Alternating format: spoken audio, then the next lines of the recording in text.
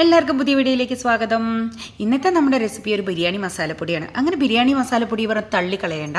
ഇത് സാധാരണത്തെ പോലെയുള്ള ഒരു ബിരിയാണി മസാലപ്പൊടി അല്ല കേട്ടോ. കണ്ണൂരുകാർക്കൊക്കെ നന്നായി അറിയുന്ന ഒരു MRA റെസ്റ്റോറൻറ്റ്, ഭയങ്കര ഫേമസ് ആണ്. അവിടുത്തെ ബിരിയാണി എന്ന് പറഞ്ഞു കഴിഞ്ഞാൽ തന്നെ സ്പെഷ്യൽ ടേസ്റ്റുമാണ് കേട്ടോ. അവിടെ എല്ലാ കറികളും ഭയങ്കര ടേസ്റ്റാണ്. ഇതൊരു പ്രൊമോഷൻ വീഡിയോ ഒന്നല്ല, പക്ഷേ ഞാൻ അവിടുത്തെ രുചിച്ച് നോക്കിയിട്ടുള്ള ഒരു അഭിപ്രായം പറഞ്ഞു എന്നേ ഉള്ളൂ. അതായത് തലശ്ശേരിക്കാരുടെ ബിരിയാണി എന്ന് പറഞ്ഞാൽ തന്നെ സ്പെഷ്യലാണ് അല്ലേ. ഇതിന് മുൻപ് ഞാൻ തലശ്ശേരി ബിരിയാണിയുടെ റെസിപ്പി ഇട്ടുണ്ട്. അതിൽ നിന്നൊരു ചെറിയ വ്യത്യാസങ്ങളോട് കൂടിയിട്ടാണ് കേട്ടോ ഈ ഒരു ബിരിയാണി മസാല തയ്യാറാക്കുന്നത്. അടിപൊളി ടേസ്റ്റാണ് കേട്ടോ. ഇത് വീട്ടിൽ തയ്യാറാക്കാൻ കുറച്ചേ ഉണ്ടാക്കേണ്ട ആവശ്യമുള്ളൂ, വീട്ടിൽ ഉപയോഗിക്കാനല്ലേ. അപ്പോൾ നമ്മൾ ബിരിയാണി ഇടയ്ക്കിടയ്ക്ക് ഉണ്ടാക്കുന്നവർക്കൊരു മാക്സിമം 10 ബിരിയാണിക്കുള്ള പൊടി ഉണ്ടാക്കി വയ്ക്കുക. അതിന് കൂടുതലായി അതിൻ്റെ ക്വാളിറ്റി നഷ്ടപ്പെട്ടു പോകും. അതുകൊണ്ടാണ് ഞാൻ കുറച്ച് ഉണ്ടാക്കിയത് കേട്ടോ. ഇതിപ്പോൾ ഏകദേശം ഒരു 4 പ്രാവശ്യത്തേക്കുള്ള ബിരിയാണി പൊടി ഉണ്ടാവുള്ളൂ മാക്സിമം. അപ്പോൾ ഇത്രയും പറയണമെന്നുണ്ടെങ്കിൽ അതിൻ്റെ സ്വാദൊന്ന് ആലോചിച്ച് നോക്കാം കേട്ടോ. ഈ ഒരു മസാലപ്പൊടി ഉണ്ടാക്കി നിങ്ങൾക്ക് MRA റെസ്റ്റോറൻറ്റിലുള്ള ബിരിയാണിയുടെ ടേസ്റ്റ് വീട്ടിൽ തന്നെ തയ്യാറാക്കാം. ഓക്കെ, നമുക്ക് എങ്ങനെയാണ് ഉണ്ടാക്കുന്നത് നമുക്ക് നോക്കാം. നമ്മളുടെ കണ്ണൂർ സ്റ്റൈലിലുള്ള MRA ബിരിയാണിയുടെ മസാല എങ്ങനെ തയ്യാറാക്കുന്നത് നോക്കാം. ടോട്ടലി അവർ പറയുന്ന രീതിയിൽ നമ്മൾ ചെയ്താലും ശരി അവരുടെ ഇൻഗ്രീഡിയൻറ്റ് ഉണ്ടാവും.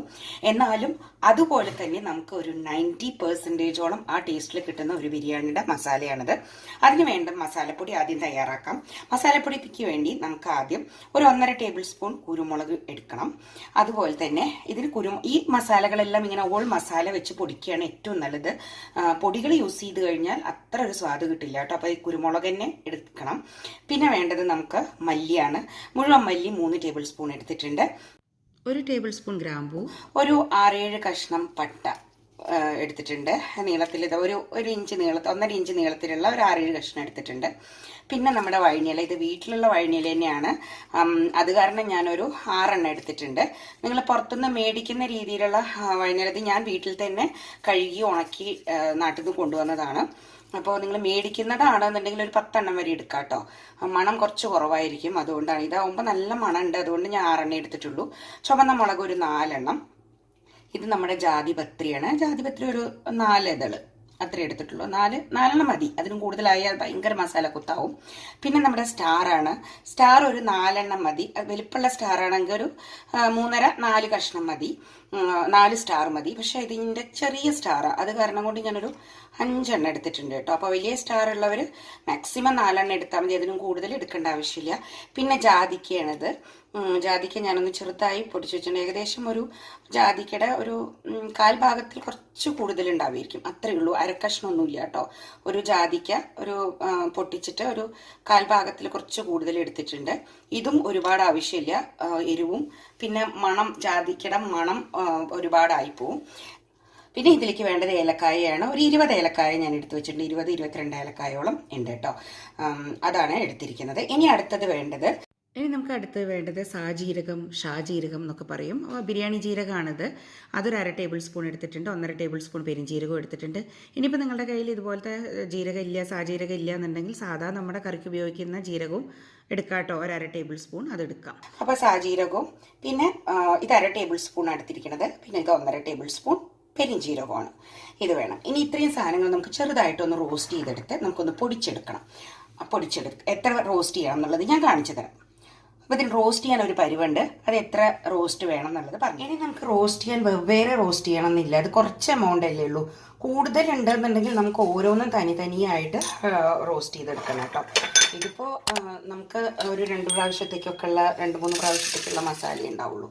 അപ്പോൾ അതിന് വേണ്ടിയിട്ടതാണ് ഞാൻ ഉണ്ടാക്കുന്നത്. ഒരുപാട് അങ്ങനെ പൊടിച്ച് വെച്ച് കഴിഞ്ഞാൽ അതിൻ്റെ മണവും ഒക്കെ മാറിക്കഴിഞ്ഞാൽ സ്വാദ് കുറയും. ഓരോ പ്രാവശ്യം നമുക്ക് ഉണ്ടാക്കുമ്പോൾ ഒരു വ്യത്യാസം അറിയും.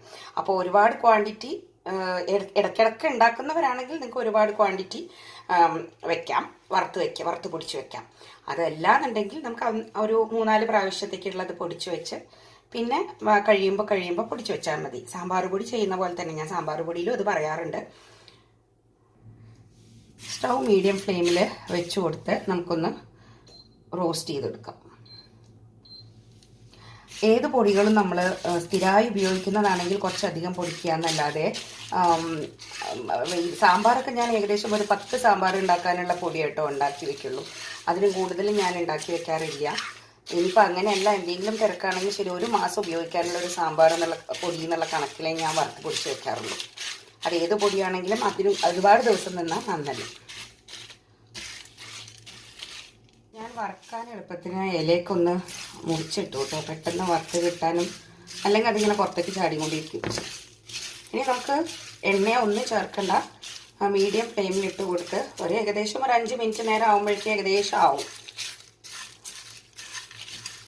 ഏകദേശം ഒരു 4 മിനിറ്റ് ആയിട്ടുണ്ട് കേട്ടോ. ജീരകമൊക്കെ ഇങ്ങനെ പൊട്ടുന്ന സൗണ്ട് വരുമ്പോൾ നമുക്ക് എടുക്കാം. അതാണ് അതിൻ്റെ പരിവം. അതിപ്പോൾ നിങ്ങൾക്ക് ഏകദേശം എത്ര മിനിറ്റ് ആണെന്നുണ്ടെങ്കിൽ അതിനനുസരിച്ച് ജീരകം പൊട്ടുന്ന ഒരു ശബ്ദം കേൾക്കാം. നല്ലൊരു മണവും വരും. എല്ലാ മസാലയും കൂടി മൂത്ത മണവും വരുമ്പോൾ നമുക്ക് ഒരു പ്ലേറ്റിലേക്ക് കൊട്ടി കൊടുക്കാം. അതേ പാത്രത്തിൽ തന്നെ ഇരുന്ന വീണ്ടും മസാലകളെല്ലാം മൂക്കും. ഇനി ഇത് ചൂടാറിയതിന് ശേഷം നമുക്കൊന്ന് നന്നായി ചൂടാറട്ടെ. ചൂടാറിയതിന് ശേഷം നമുക്ക് നന്നായിട്ട് പൊടിച്ചെടുക്കാം. ഞാൻ നമ്മുടെ മസാലപ്പൊടി നന്നായി പൊടിച്ചു കൊടുത്തിട്ടുണ്ട് കേട്ടോ. എന്തൊരു മണം അറിയോ, ആ മിക്സി അങ്ങോട്ട് തുറന്നപ്പോൾ അസല് മണം. നന്നായിട്ട് ഫൈനായി പൊടിച്ചു കൊടുത്തിട്ടുണ്ട് കേട്ടോ. ഇനി നമുക്കിതൊരു പ്ലേറ്റിലേക്ക് ചൂടാറാൻ വയ്ക്കാം. ചൂടോടെ നമ്മൾ കുപ്പിയിലാക്കരുത്, പൊടി പൂത്തു പോവും.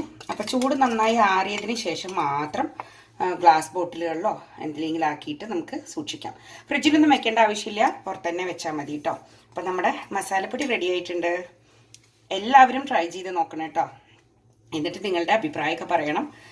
അങ്ങനെ ബിരിയാണി മസാലപ്പൊടി കിട്ടിയല്ലോ. അപ്പോൾ പിന്നെ ഇനി എല്ലാവർക്കും ബിരിയാണി ഉണ്ടാക്കാനൊക്കെ അറിയുന്നുണ്ടാവുമല്ലോ അല്ലേ. ഞാൻ ഇതിനു മുമ്പ് പല ബിരിയാണി റെസിപ്പീസും ഇട്ടിട്ടുണ്ട്. അതിൻ്റെ വീഡിയോൻ്റെ ലിങ്കൊക്കെ ഞാൻ ഡിസ്ക്രിപ്ഷൻ ബോക്സിൽ കൊടുക്കാം. അങ്ങനെ നമ്മുടെ കണ്ണൂർ MRA സ്റ്റൈലിലുള്ള ബിരിയാണിയുടെ മസാല ഇവിടെ റെഡി ആയിട്ടുണ്ട്.